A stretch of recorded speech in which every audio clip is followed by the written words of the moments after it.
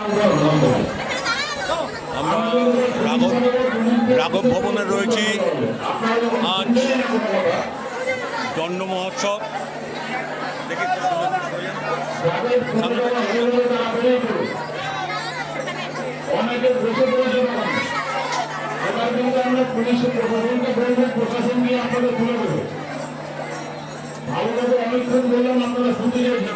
আমরা রাঘব ভবনে এসেছি।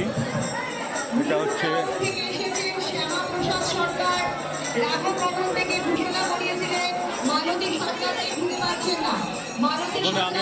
নিয়ে না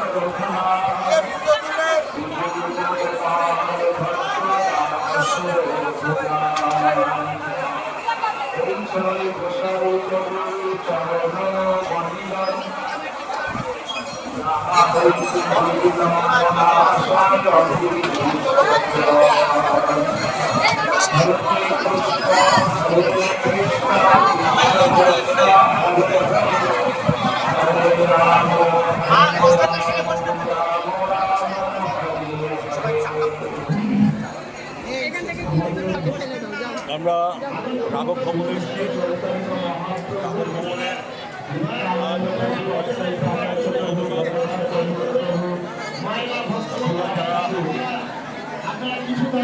দেখছেন, চলেন চলেন কোথায়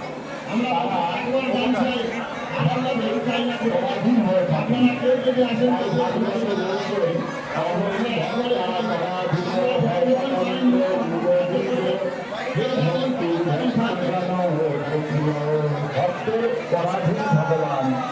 তাই আমাদের এই কলিকালের এক অনন্য ভক্ত পার্ষদ শ্রী শ্রী রাঘব পণ্ডিতজি তার গৃহে মহাপ্রভু নিত্যানন্দ প্রভু নিত্য বিরাজমান।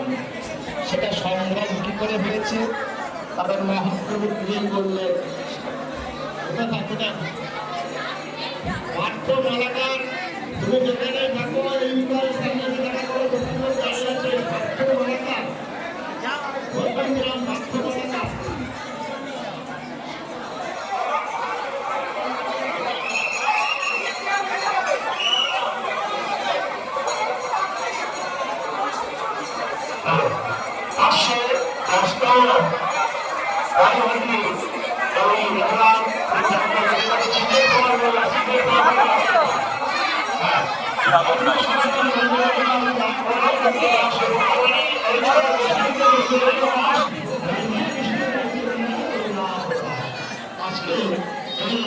বিশ্বের বিস্ময়কর দিন।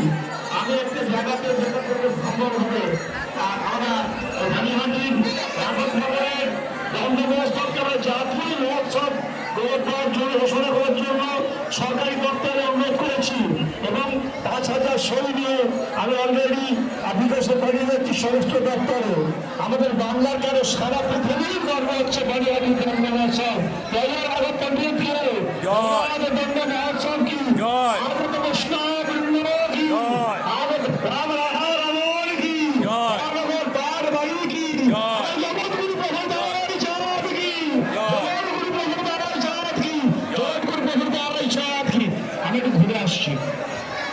রাঘব পণ্ডিতজির প্রেমে আমার মহাপ্রভু নিত্যানন্দ প্রভু নিত্য বিরাজমান। কেমন না, রাঘব পণ্ডিতজির গৃহে নিত্য মহাপ্রভু নিত্যানন্দ প্রভু বিরাজমান। তাই রাঘব পণ্ডিতজি অমৃতময় প্রেম সেবা আপনার পুরীতে মহাপ্রভু বললেন এই যে রাঘব পণ্ডিতের সাধন পুরী না দিয়ে সাধ্য যাবে। বস্তু প্রভু নাহি সাজানো হয়। রয়েছে। তা কি সাধন করলেন বললেন যান, ভেতরে যান, কৃষ্ণ ভেতরে যান। সুখ হেতু মনোব্যবহার কৃষ্ণ লাগি সব করি পরিত্যাগ। কৃষ্ণ ছাড়া আর কিছুই বুঝতেন না, মহাপ্রভু ছাড়া তিনি আর কিছুই বুঝতেন না। তাই মহাপ্রভুর সেবার জন্য শ্রী রাঘব পণ্ডিতজি এবং তার ভগিনী শ্রী শ্রী দয়মন্তী মা তারা বাৎসল্য প্রেমে সারা বছর মহাপ্রভুর সুখের মুহূর্ত এমন সেবা করতেন যে সেবার তুলনা একমাত্র কারণ। এই সেবার তুলনা বলতে বলতে মহাদেব ক্লান্তি হয়ে গেছে, কোনো সংখ্যাকে বলে শেষ করা যায় না। এমন প্রেম নিয়ে সেবা করতেন, সারা বছর ধরে